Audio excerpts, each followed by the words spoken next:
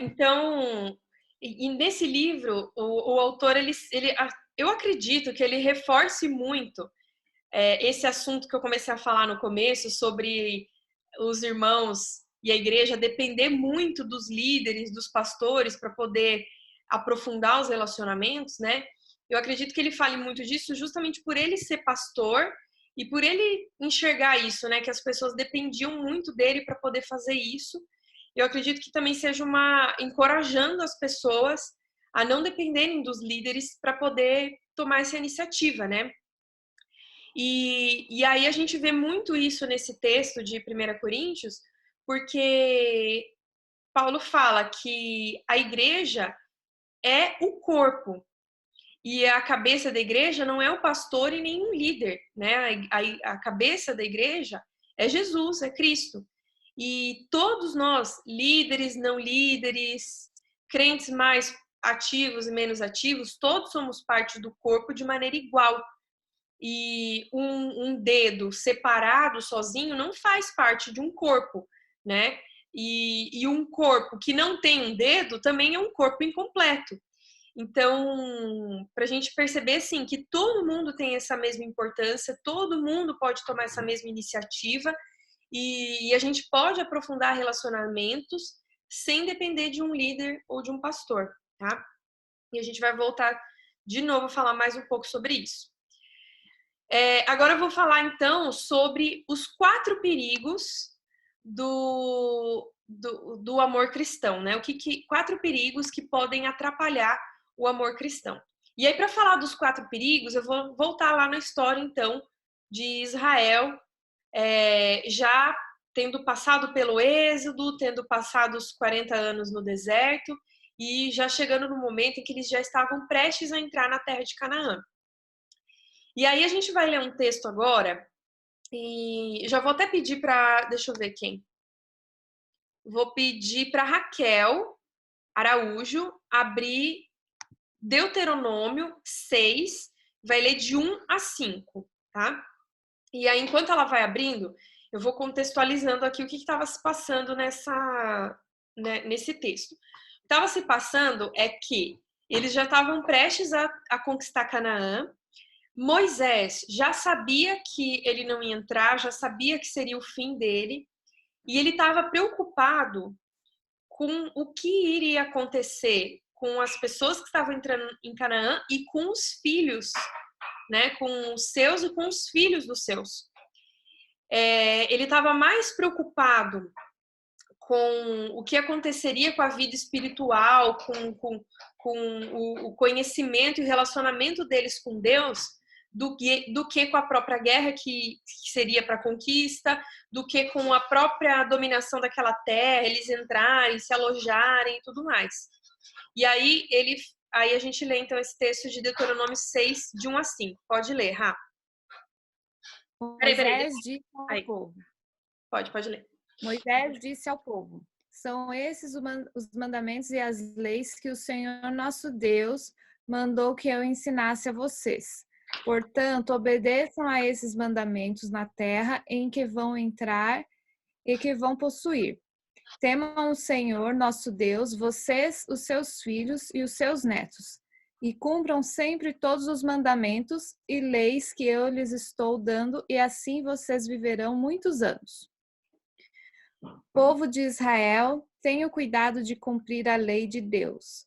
Então, conforme disse o Senhor, o Deus dos nossos antepassados, tudo correrá bem para vocês. E vocês se tornarão numerosos naquela terra boa e rica onde vão viver. Escute, povo de Israel, o Senhor e somente o Senhor é o nosso Deus. Portanto, amem o Senhor, nosso Deus, com todo o coração, com toda a alma e com todas as forças. Ótimo. Então, aqui, Moisés estava relembrando do essencial, do que realmente importa. Eles estavam entrando numa terra, a terra prometida, com muita fartura, uma terra que o que eles plantassem, eles iriam colher, mas mais do que isso, era uma terra que já estava tudo pronto. As casas já estavam construídas, a cidade estava pronta, era só eles entrarem e morar. Eles entraram e morar. E ele reforçando, falou, agora eu vou morrer, né? Vocês vão entrar nessa terra, mas não esqueçam, Deus é Deus, lembre-se de Deus, Deus é quem importa, fale de Deus para os seus filhos, falem de Deus para os seus netos, não se esqueçam disso, não se desconectem disso, não interessa o que está acontecendo, o que importa é Deus. E aqui é o que ele fala sobre o primeiro perigo. O primeiro perigo, aí de novo reforçando sobre aquela supervalorização do líder e do pastor, o primeiro perigo é amar mais o dirigente, mais o líder do que a Deus. E aí ele mostra aqui com esse texto de que Moisés era dispensável. Apesar da grande importância que ele teve de libertar o povo, de conduzir o povo, de ser esse líder, ele era dispensável, ele morreria, mas Deus não deixaria de existir. Deus não deixaria o povo. Né? E é por isso que era a nisso que o povo tinha que se apegar, era a Deus e não ao líder que já ia morrer. Né? E o autor aqui do livro traz até uma frase importante que é o seguinte: quando morre um homem de Deus, não morre nenhuma parte de Deus. Então ele reforça bastante aqui, nessa parte, que supervalorizar o líder acaba atrapalhando o plano de Deus de aproximar as pessoas, de tornar as pessoas próximas, né? Outra coisa também, nesse texto a gente percebe que eles entrando lá, não ia ser fácil, né? Eles iam precisar ser muito dedicados, muito diligentes, muito atentos. Eles iam entrar lá e teriam que se dedicar para poder continuar lendo, conhecendo de Deus, para poder passar a palavra de Deus adiante, né? Então reforça esse trabalho que ainda tem que continuar acontecendo. Eles iam chegar lá depois de anos, mas não ia ficar sossegado, eles tinham que continuar trabalhando para que ficassem próximos de Deus, né? Isso também é importante. E outra, o quanto é importante as pessoas se aproximarem para que se aproximassem de Deus, né? O texto fala assim, que, tipo, a maneira como Moisés fala, por exemplo, ordeno tu, teu filho, filho de teu filho, a gente vê que não é algo que a pessoa vai fazer sozinha. Ele está ordenando algo para acontecer em família, para passar a palavra adiante para os seus filhos, para os seus netos. Então, era algo que ia acontecer em conjunto para que o nome de Deus continuasse sendo glorificado, né? E é por isso que ele reforça que amar mais o dirigente, ficar ouvindo só, dependendo de Moisés, dependendo do líder, iria ser um tiro no pé, iria ser ineficaz. Né? Então, para se aproximar de Deus, a gente precisa aproximar as pessoas. O segundo perigo é fixar os olhos no interesse mais imediato, em vez de voltá-lo para o objetivo supremo. Então, agora a gente vai continuar esse texto, Deuteronômio 6, só que agora de 6 a 9. Quem que tá com Bíblia aí que pode ler pra gente?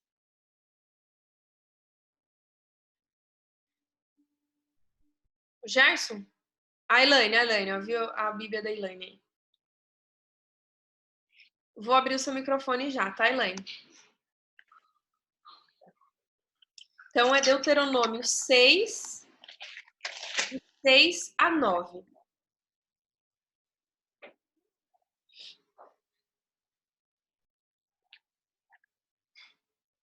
Estas palavras que hoje te ordeno estarão no teu coração.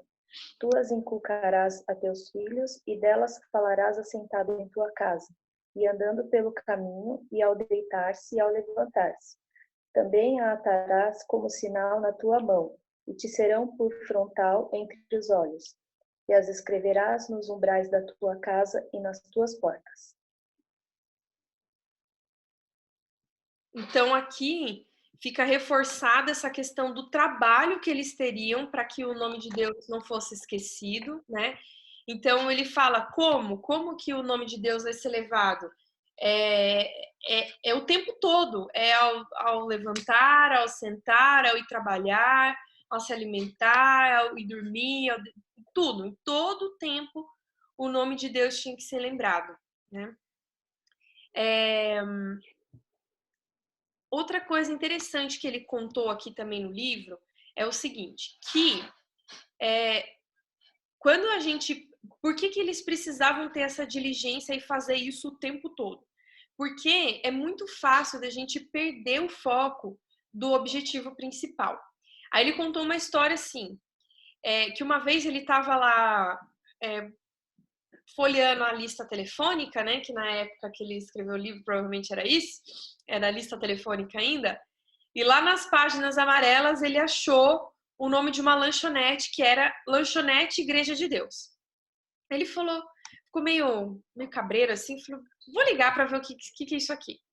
Aí ele ligou lá e o cara atendeu, né? Um atendente falou, Lanchonete Igreja de Deus, pois não? Aí ele começou a perguntar, né? Viu, por que vocês chamam Lanchonete Igreja de Deus? Aí ele falou, é porque a gente era uma igreja, né? Tudo começou porque a gente era uma igreja aqui no bairro, e aí a igreja estava passando por um tempo de crise e tal, estava sem dinheiro, então a gente começou a gente abriu uma lanchonete pequena, tipo uma cantina. Então a gente começou a vender pão, vender frango, vender misto quente e tal, e o pessoal começou a gostar muito, muito, e todo final de semana eles vinham aqui, pediam, compravam. No fim, a gente acabou fechando a igreja e ficou só com a lanchonete, só que a gente ficou com o nome, né? Lanchonete Igreja de Deus. E aí, assim, parece ridículo, né? A gente olhando uma história dessa parece ridícula. Como que perde tanto foco assim, a ponto da igreja virar lanchonete, né? Mas o que ele fala? Se a gente não ter atenção, o nosso objetivo muda. O nosso objetivo perde o foco. É por isso que a gente tem que estar lembrando do objetivo principal a todo tempo. Ao deitar, ao levantar, ao trabalhar, ao comer, tudo. Em todo momento a gente tem que lembrar o que realmente importa. E aí, o que traz, assim, para a gente se questionar, né? Qual que é o meu objetivo pessoal?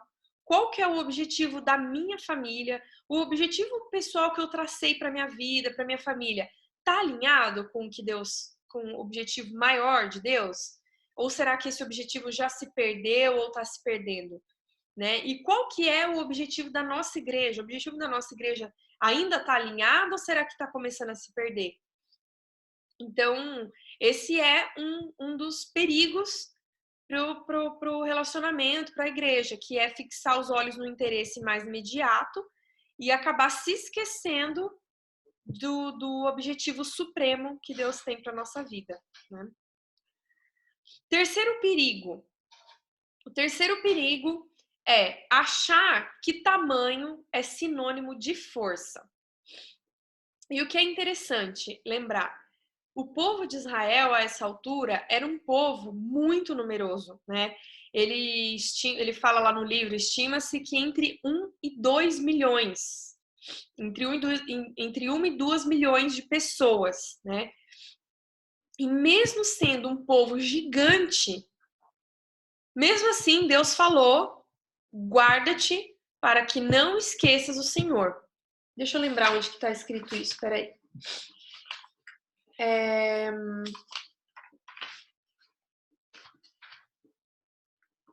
Essa parte do guarda-te. Cadê aqui? Peraí.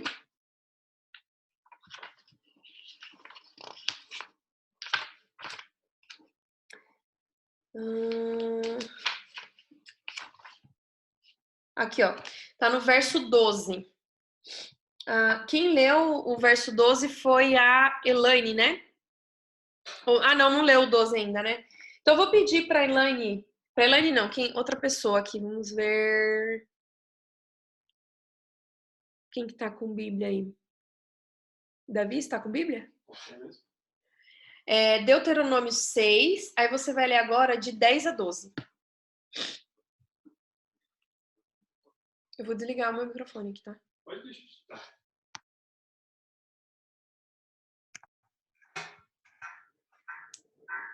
Desliga o seu volume. Aí.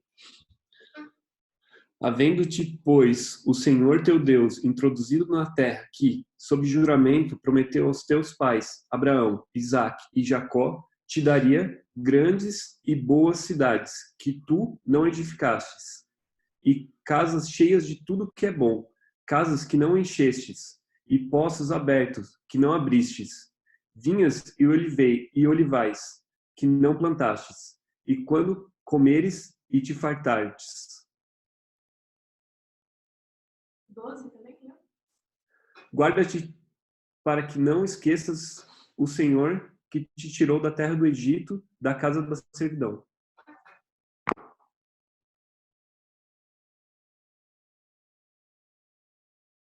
Então, aqui é a parte que Moisés fala. Vocês estão entrando numa cidade que já tem tudo o que vocês precisam. Já tem casa, já tem comida, já tem coisa plantada, já está tudo pronto de mão beijada. Mesmo tendo tudo isso, verso 12 fala, guarda-te para que não esqueças o Senhor. Guarda-te para que não esqueças o Senhor. Então, era um povo grande, gigante, que já tinha tudo, né? A gente pensa, poxa, já é um povo super forte.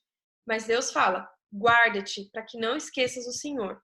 O que importa é que a igreja seja unida. O que importa é que as pessoas sejam interessadas, não tenham máscaras, que se relacionem, que se relacionem entre si, que se relacionem com Deus, que ajudem uns aos outros, né?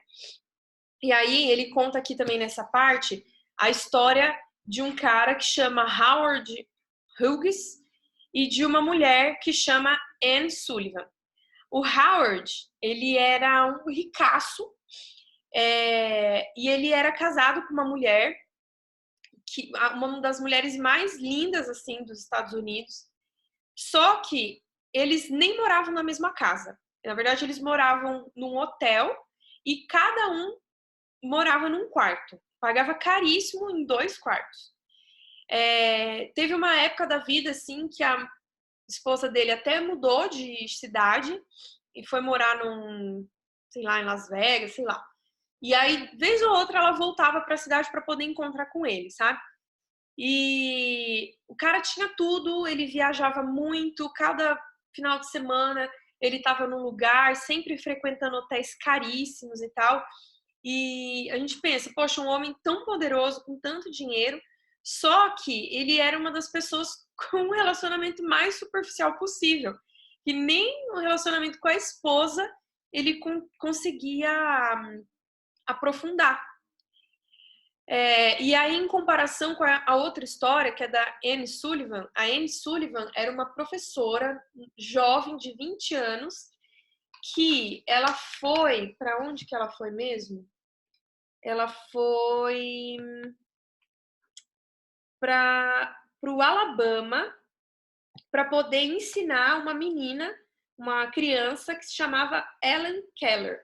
E a Ellen Keller era uma menininha que era surda-muda. E aí, aos 7 anos de idade, essa menina, Ellen, ela era como um animal, assim. Porque ela não conseguia se comunicar com ninguém. Então, e também era surda e cega. Então ela não era impossível das pessoas se comunicarem com ela, né? Então ela também não falava, ela só soltava sons esquisitos, barulhos, era bem esquisita mesmo, né? E aí a Anne Sullivan chegou lá para poder ensinar, para poder educar essa menina.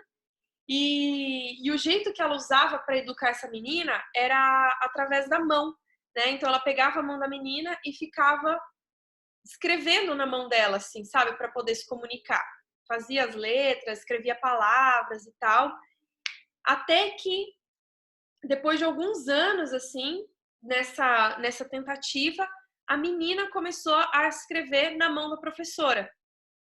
E a menina começou a ser alfabetizada dessa maneira, escrevendo assim com o dedo na mão da professora. E desse jeito, a menina aprendeu mais 3 línguas, ela escreveu livros e ela foi assim, a menina foi super reconhecida assim, em todo lugar do mundo, né? Ela tinha um QI muito elevado. E mesmo assim, a Anne Sullivan, que era a professora, ela não perdeu o relacionamento com a menina, sabe? Ela manteve a humildade. Quem recebia os holofotes era sempre a menina, nunca a professora, mas ela estava ok com isso, sabe? Ela estava mais interessada em manter o relacionamento, em estreitar essa amizade e manter essa amizade, né? Do que brigar, do que querer pegar os ouros para si, né? Os louros. Então, é isso que acontece quando existe um relacionamento aprofundado. Porque, poxa, para a menina ser alfabetizada, elas precisaram estreitar demais, elas precisavam se conhecer, ter uma relação de confiança, né? Então, isso foi uma coisa muito importante aí para o crescimento dela. Então, para a gente ver a diferença de um relacionamento superficial e de um relacionamento profundo. E só para reforçar o fim do Hughes, né, do Howard lá, que é o cara ricaço. Esse cara ricaço aí, no fim das contas, a esposa largou dele, né, e ele acabou morrendo solitário, isolado, e ele nem queria se relacionar com outras pessoas, sabe? Ele queria morrer assim, sozinho, e ele também era um esquisitão. No fim da vida dele lá, ele já estava com uma barba que chegava na cintura, já estava com um cabelo também que chegava na cintura, bem esquisitão mesmo, sabe? Então, para ficar bem evidente assim a diferença gritante entre ter um relacionamento estreito e não ter relacionamentos. E por último, o quarto perigo, que é viver nos reflexos da glória passada. E aí, para isso, eu vou pedir para... Pai, você tá com Bíblia? Mãe, tá? Pai ou mãe, abre Josué 1:11.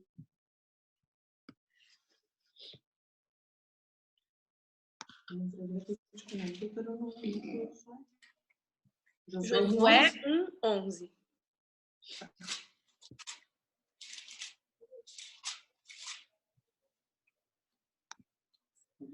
Tá aberto ali? Tá. Passai pelo meio do arraial e ordenai ao povo, dizendo: provede-vos de comida, porque dentro de 3 dias passareis este Jordão, para que entreis na terra que vos dá o Senhor vosso Deus para a possuirdes.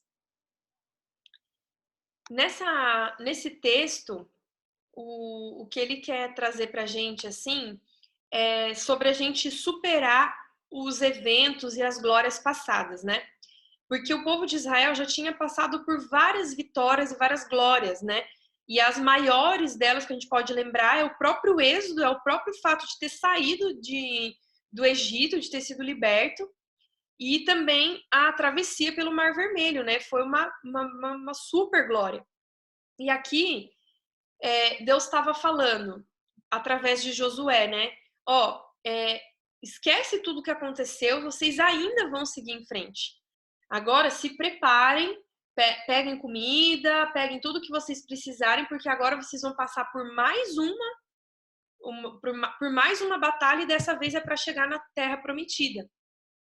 Eles podiam ficar lá, eles podiam construir memoriais, ficar homenageando o passado, homenageando os líderes passados, tudo que eles já venceram, mas não, a ordem era para que eles seguissem em frente.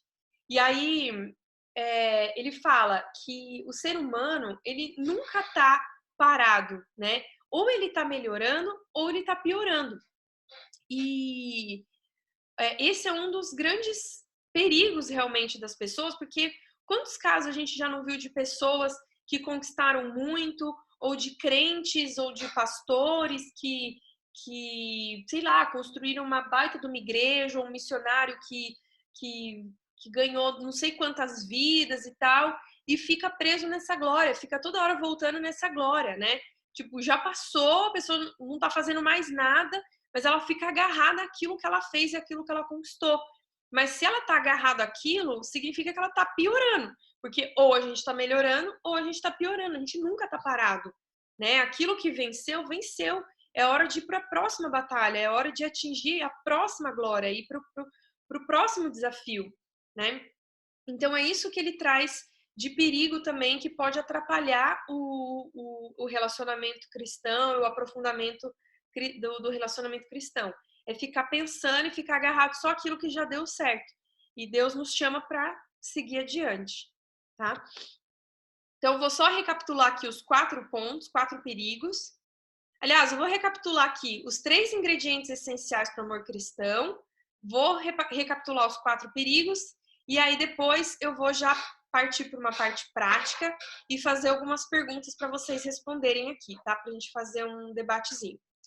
Então, os 3 ingredientes essenciais para o amor cristão é reconhecer que nós precisamos uns dos outros, que é preciso cultivar relacionamentos mais profundos, então não é precisar uns dos outros de maneira superficial, mas é de maneira profunda, e ter firme disposição para isso, porque é algo que é totalmente fora da nossa zona de conforto, que a gente precisa se esforçar para isso, tem que ter disposição para isso. Esses são os 3 ingredientes que a gente precisa. E os 4 perigos que podem atrapalhar. Amar mais o dirigente do que a Deus, lembrar que os líderes são importantes, porém são dispensáveis, que a gente tem que estar com os olhos em Deus, Deus é que importa. Segundo perigo, fixar os olhos no interesse imediato em vez de voltar para o objetivo supremo.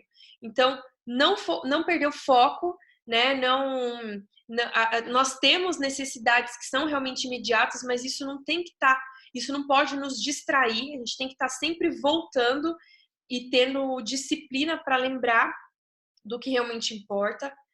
3, terceiro perigo, achar que o tamanho é sinônimo de força. Então, não interessa quão bem sucedida essa igreja, quão grande, não interessa qual é a situação. Deus manda, guarda-te para que não esqueças o Senhor. Temos que estar alerta. Isso tem que fazer parte da nossa vida para não nos esquecermos de que Deus é o que realmente importa. E o 4º perigo, viver nos reflexos da glória passada. Ficar só olhando para o que já deu certo e se esquecer de que tem novos desafios pela frente para a gente continuar crescendo e vencendo, tá? Agora, nessa parte prática, eu vou lançar aqui 2 tipos de perguntas e são para 2 tipos de pessoas diferentes, tá?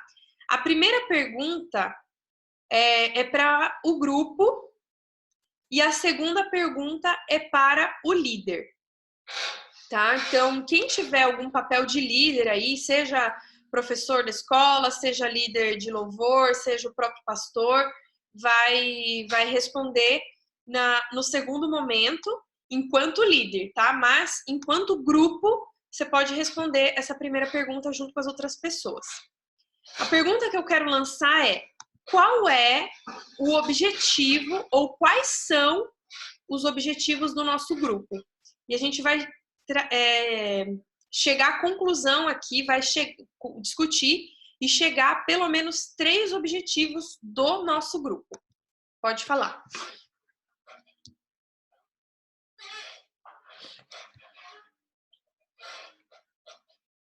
A Júlia?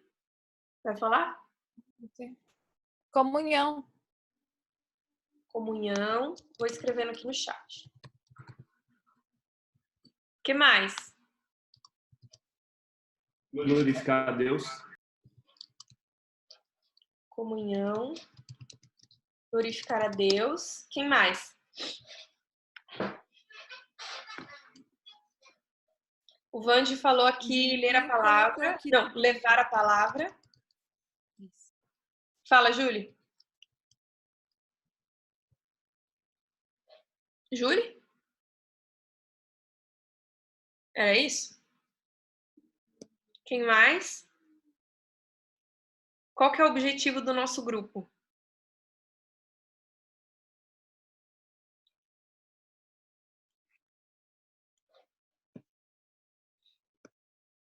Eu acho que é o estudo da palavra, né? Conhecer a palavra também. Ô, Jaque, Então, eu gosto muito daquele mote que a gente tem na igreja lá, ser uma igreja simples, solidária, que, que prega a palavra de Deus. Eu acho ele bem abrangente, né? E ele resume bem, né, o nosso papel, o nosso objetivo, o objetivo da nossa igreja, né? Então, quando a gente persegue um objetivo como aquele, a gente erra menos, porque a gente desfoca menos, né? Então, eu gosto muito daquele mote lá. Legal, muito bom.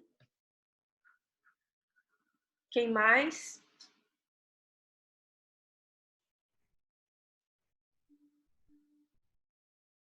Só? Então, vamos pegar isso que a gente já levantou e vamos tentar enxugar isso em 3 objetivos, para a gente saber no que a gente tem que estar focado, né? Então, a gente falou comunhão, glorificar a Deus, levar a palavra, conhecer a palavra, trocar conhecimentos e ser uma igreja simples, solidária e inovadora. Se vocês pudessem resumir isso em 3 objetivos, o que seria?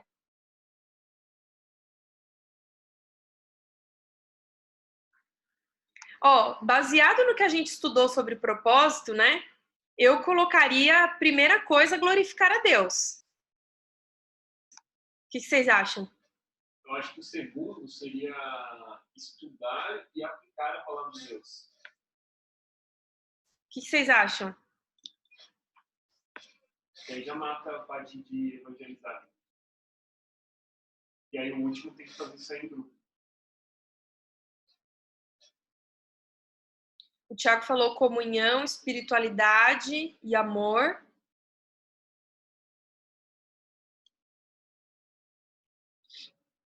Pastor Cícero, se quiser participar agora, pode também, né? Isso se ele estiver aí, né?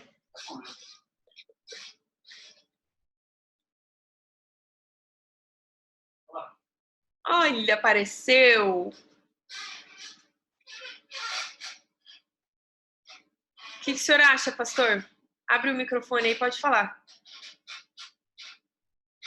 Então, o primeiro objetivo tem que ser o conhecimento. Eu não posso glorificar Deus se eu não conheço Deus. Então, eu preciso conhecer Deus. Esse conhecimento não é estático, é dinâmico, né? Para a vida toda. É no dia a dia. E a gente só conhece a Deus conhecendo o Evangelho. Ninguém revela melhor a Deus do que o Evangelho. Ninguém revela melhor a humanidade, quem o ser humano é, a não ser o próprio Evangelho. Então, o Evangelho é essa conexão com Deus e com o próximo, e consigo mesmo. Então, é o conhecimento que vai desencadear na comunhão, inevitavelmente, e essa comunhão vai desencadear na comunicação, na pregação do Evangelho. Se a gente quiser usar a letra C, conhecimento, comunhão, comunicação. Glorificar Deus envolve o viver diário. Quer comais, quer bebais, ou façais outra coisa qualquer, fazei tudo para a glória de Deus. 1 Coríntios 10, 31. E o contexto de 1 Coríntios 10 está justamente num debate a respeito de comunhão, de comer ou beber. E esse comer e beber são coisas assim corriqueiras. O apóstolo Paulo, à luz do Evangelho, transforma em cultos a Deus. As coisas mais corriqueiras, as coisas mais banais aos olhos das instituições são transformadas pelo Evangelho em culto a Deus, em liturgia constante. É tomar um café, aquilo que o Carlinhos estava fazendo agora há pouco, sentado, comendo na tigela, e que eu brinquei ali no bate-papo. Isso é glorificar a Deus, isso é cultuar a Deus, isso é exaltar a Deus. O problema é que a gente vai tornando o culto a Deus algo extremamente formal, né? Extremamente preso ao templo, ao espaço físico. Então, agora a gente tem que se separar do cotidiano, do corriqueiro, da tigela, para então irmos ao templo e ali prestarmos a nossa adoração a Deus. O Evangelho nos convida a um culto diário. brincando de bola com o filho, brincando de videogame, comendo na tigela, com a perninha cruzada. A gente está prestando culto a Deus. Conhecimento, comunhão e comunicação. Comunicação no sentido de pregar o evangelho. Maravilha, maravilha. Então, ó, esse aqui tem que ser os nossos 3 objetivos enquanto grupo, né? Buscar conhecer a Deus todos os dias, ter comunhão e comunicar a Deus.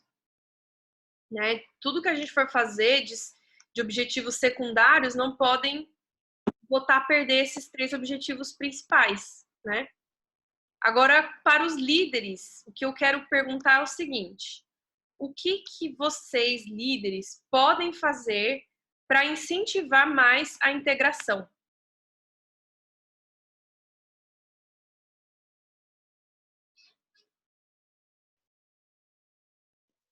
Eu passo a bola para o Carlinhos. Em tempos de coronavírus, a nossa integração está meio prejudicada, né? Mas eu acho que isso que a gente está fazendo é legal, né? Proporcionando uma videoconferência como essa, cada líder fazer contato com os irmãos da igreja. O nosso pastor providenciou isso para nós, né? Eu achei isso muito bom, vai nos manter integrados, né? Então, atitudes como essa, ações como essa, né? E vou cutucar um pouco mais, tá? Os líderes aí. Mas sabendo que pegando isso que o autor do livro falou, que é importante que os irmãos se integrem e aprofundem relacionamentos sem depender dos líderes. O que os líderes podem fazer para incentivar mais a integração?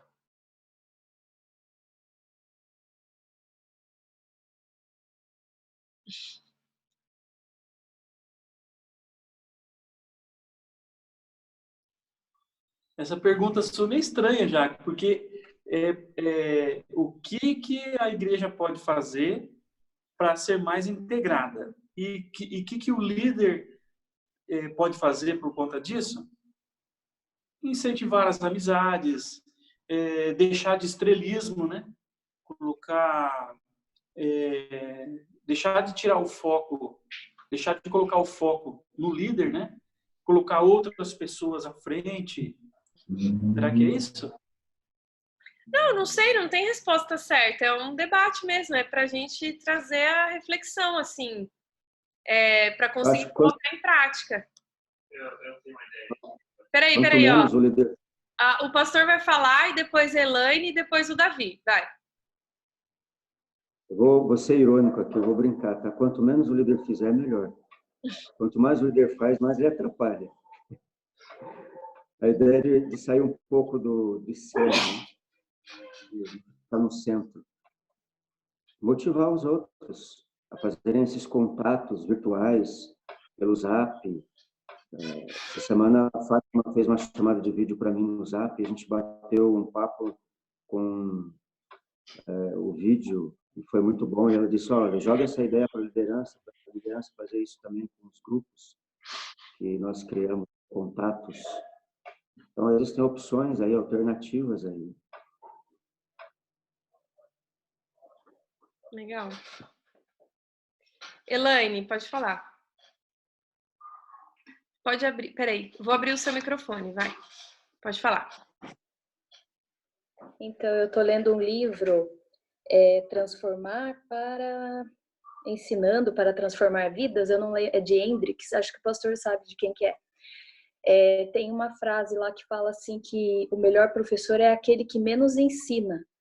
E questionando sobre isso, o professor ele deve fazer com que o aluno, a gente está falando de líderes, né? Mas olhando para a igreja, no âmbito assim de escola dominical, o líder que leva os alunos a aprender, se ele chegar na escola dominical e der a aula dele como se fosse uma pregação, é diferente dele fazer com que a classe participe e ouça também, de forma ordenada, a opinião das pessoas. E as pessoas, quando participam, elas se sentem mais acolhidas, né? Então, o professor, ele é nesse contexto, como líder, ele consegue fazer essa integração melhor quando ele dá mais oportunidade para o aluno participar. É isso.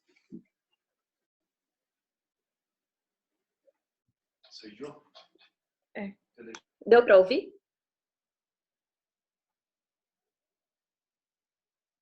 Vamos lá. Eu acho que olhando... Qual que era a pergunta mesmo? O que o líder pode fazer para incentivar mais a integração? Silêncio. O que o líder pode fazer para incentivar a integração? Primeiro, ele tem que ter aqueles 3 ingredientes lá que você falou, que é reconhecer a necessidade de pessoas, né, aprofundar os relacionamentos e ter disposição para isso. E aí, outro ponto, era um negócio que eu estava estudando, que é você criar mais líderes. Então, se um líder consegue criar outros líderes, automaticamente ele está passando a responsabilidade para outros líderes. E quando a pessoa sente a responsabilidade, ela vai estar lá. E se ela tem essa mesma mentalidade de criar outro líder, ela vai, assim você consegue ir aumentando, sabe? Porque você está mostrando o objetivo daquilo que você está fazendo e está passando para outra pessoa. E aquela pessoa vai fazer a mesma coisa. E aí, quando você faz isso, você consegue fomentar mais o negócio. Acho que é isso aí. Interessante também. Bom, gente, eu vou finalizar com essa discussão, com esse pequeno debate. O Gerson, vai. Pode falar, Gerson. Eu, dando sequência aí no conceito que o Davi falou, eu acho que a partir do momento que a pessoa começa a desempenhar um papel de liderança, ela tem que ter claro a questão do exemplo, né, que ela vai ser. Então, eu penso que o objetivo é a comunhão. Eu acho que o primeiro a estar dentro de um contexto de comunhão dentro da igreja tem que ser o líder, né? Ele não pode se ausentar disso, porque talvez o principal papel de Jesus quando veio ao mundo foi nos dar o exemplo de como agir. Então, acho que o exemplo do líder é fundamental porque provavelmente outras pessoas se inspiram nele, veem como ele age e vão ter atitudes semelhantes. Então, se ele não adotar um papel de comunhão, de interação e de conhecer os outros irmãos, saber dos problemas, participar, eu acho que aí ele já está fora da ideia central aí, entendeu? Nossa, muito bom. Muito bom. Bom, teve bastante contribuição legal aqui, bastante ideias. E o que eu quero deixar assim para a gente poder finalizar primeiro, ter essa disposição, né? Saber que vai precisar de dedicação e não se desconectar do que realmente importa, né? Deus é o que realmente importa, a gente não pode esquecer dele em momento nenhum. E até na hora de ter comunhão, até na hora de estreitar relacionamentos, o objetivo também é Deus, né? Então, quero trazer essa reflexão aí para a gente poder pensar durante a semana. Bom? Gente, é isso. Eu vou finalizar a aula e um excelente domingo de Páscoa aí para todos vocês. Para a gente finalizar oficialmente, vou pedir para o pastor fazer uma oração.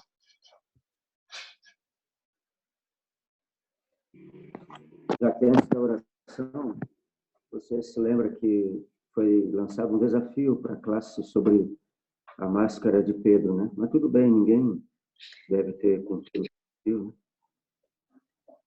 Fica para a próxima, então. Fica para a próxima. Viu, Gerson? Lembra aí de cobrar na próxima. Eu queria fazer uma pergunta para o pastor antes dele orar. Sai fora, rapaz. O que você estava comendo que você estava com o vídeo apagado, pastor? Uns cachos de banana.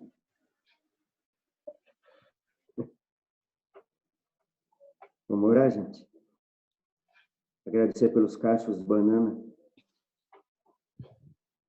Deus eterno, graças te damos por esse domingo de Páscoa, domingo de ressurreição, que nós celebramos de fato a vitória da vida sobre a morte em todos os sentidos, aspectos. Te louvamos a Deus por essa classe, porque tem proporcionado esse ambiente de interatividade, de descobertas, de questionamentos, de desafios, provocações, que são tão necessárias para o nosso crescimento pessoal, familiar e também comunitário. Te louvamos pelos professores, Gilson, Jaqueline, Elaine, presbítero Carlinhos, presbítero Marcelo Capozoli e tantos outros que também, ó Deus, se identificam com a docência, o ensino, e que mais cedo ou mais tarde estarão sentindo esse chamado, essa vocação, para estarem também envolvidos com o ensinamento. Te louvamos pela vida da Letícia, que também é professora do Departamento Infantil, presente aqui na classe, ó Deus, e que cada um esteja se vendo como parte do corpo de Cristo, repleto de dom, de capacitação, para que assim também esteja servindo um ao outro, ó Deus, para que o Senhor seja conhecido, glorificado entre nós. Sustenta-nos nessa manhã com a presença do Senhor, ó Deus, em nosso coração. Prepara-nos logo mais também à noite para participarmos do culto online, ao vivo, recebendo assim uma porção da Tua Palavra, em família, em casa, e assim sermos também mais uma vez edificados como fomos nessa manhã. Em nome de Jesus, amém. Amém. Galera, fala. Beleza. Só falando aí, quem quiser assistir a aula do Carlinhos, está lá no link do grupo do Zap da igreja. Fechou. Galera, valeu então. Bom domingo de Páscoa para vocês. Falou, galera. Falou, galera. Falou.